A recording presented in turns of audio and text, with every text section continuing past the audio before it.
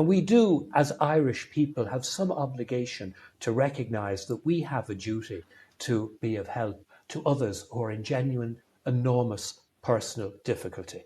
But there's a way of doing that. There's a way of organising it without it being chaotic.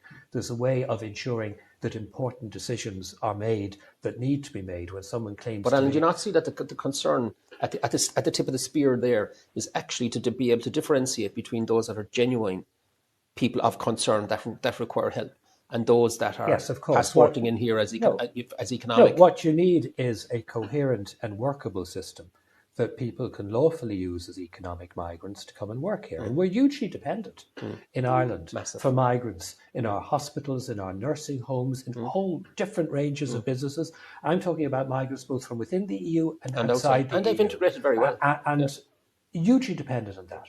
But you have in place a system where economic migrants who come here can come here through a system that operates correctly and efficiently.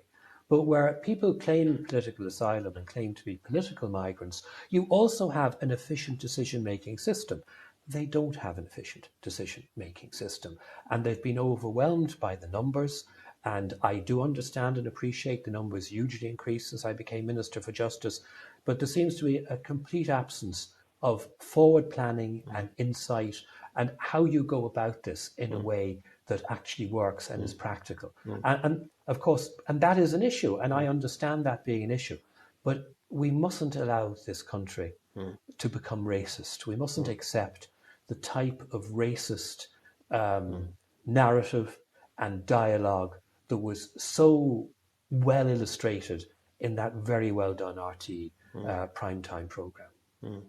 Well, thanks for saying that. I mean, that's been a very good part of the conversation, just to get that out on the table and to differentiate between one type and another of the behaviour that's out there, and also the type of immigrant. You know, the government handling of it, I think, has greatly exacerbated it.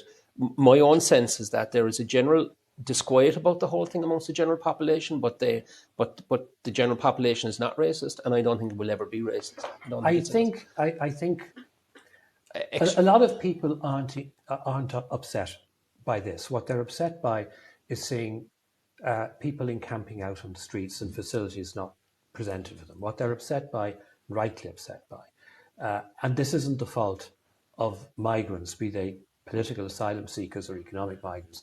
They're upset at the government's failure to adequately deal with the housing crisis. And when you have a crisis of that nature, people look for people to blame.